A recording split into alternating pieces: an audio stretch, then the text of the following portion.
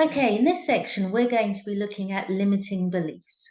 So, what are limiting beliefs? These are stories that we tell ourselves. And the important thing here is to know that we can get rid of them. We can. It is possible. And that's through a combination of self awareness, reframing that thought, training your mind to not just end that thought, but reframe it into something completely different, into something much more positive. So, how do we do that? There are three sides to this, three steps to this, and that is to firstly identify your limiting belief. What is the negative thought in your mind? What are the belief systems that you hold? And write them all down. Write them all down. It might be, I can't write, I can't run, I can't, oh no, I won't be able to do that. Oh, I'm not good at that, or something that you've been telling yourself for a long time. And think about where do they come from? Do they come from you? Do they come from, quite often it's your mum. Could it be from a parent, a sibling, a former employer, a current employer? Um, could it be a toxic friend that has been saying stuff to you that you now believe about yourself? So that's really important to know where it comes from. Then I want you to challenge that belief. I want you to ask yourself, is it true? What evidence do you have that it's true? And where does that evidence come from if you believe you do have evidence? Oh, it must be true because so and so said. Do you trust that person? Do, do you find that person, do you respect that person? Often when I'm coaching leaders, school leaders, they say that, oh, I'm not able to do this. And when we look back at where it comes from, it's a former employer.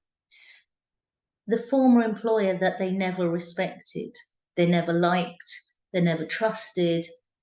There was it when that's highlighted, it's kind of like, why am I listening to this person? Why have I still got their voice in my head when I don't even like or trust them or respect them? So it's important to find the evidence that contradicts that belief, contradicts that limiting belief.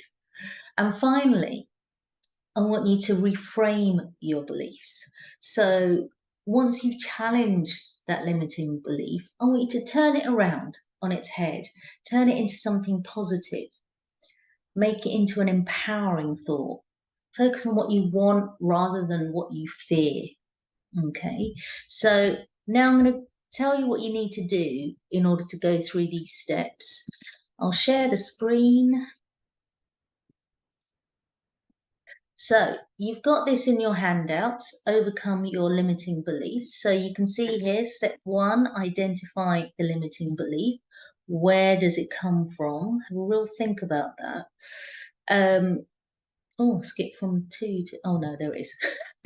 There's number three. Can't design this. And okay, so remember, you go to three, then four. So number three is, if you didn't have this belief, what would your life actually be like? And then put in some evidence on this. What evidence do you have that this belief is not true? I don't want you to just a bullet point here or there, but really think about this. More evidence to show that this belief is not true. Even more evidence. Quite often, I hear people say to me in coaching sessions that, oh, I've got imposter syndrome, like I don't belong here. This could be a head teacher or executive leader. And I'm like, well, tell me evidence that shows that you should be there. And there's vast ranges of evidence. Well, they got through the interview process. The interview process for a head teacher is, it's like, I was going to say it's a knockout, but it's not like it's a knockout. it's quite rigorous and hard going. So you have to be good. You have to be very good to get through that process.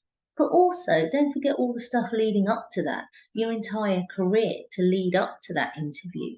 And even before that, your entire educational activities, your academic progress that you made over the years. Yeah. And then in your actual role, how have you proven you're a good leader? Has the whole ship suddenly there's a mutiny? I don't think so. So think about the evidence to show that this belief is not true. And finally, I want you to reframe this limiting belief. So instead of, no, I don't belong here, yeah, I do belong here. I belong here. I deserve to be here. I am good at my job. Um, and then what's the evidence for that new belief? The evidence for that new belief it could come from parent letters, it could come from colleagues, it could come from people at home, from your friends, from evidence can come from a range of different places. So I want you to really think about this. I want you to do this 3 times, at least 3 times for, I mean, most of us who have one limiting belief usually have another one somewhere lurking. Something, even a throwaway comment. One thing I used to say all the time, I don't run. Partly because I had a friend of mine who was a cross country runner, got gold medals and all that. And it was like, oh no, she runs, I don't run. Well, a friend of mine challenged me on that. And it's a lot easier challenging your friends than yourself. But she challenged me on it and said, come on, join me. And I ended up running 5K, not on that day. It was only crazy. But eventually I did the couch to 5K and I ended up running 5K. But this was a story I just told myself for 40 odd years that, oh no, I'm not a runner. Okay, so I want you to really think about this. And then once you've done this, I want you to complete the reflection. Okay, and think about what difference is this going to make. See you in the next video.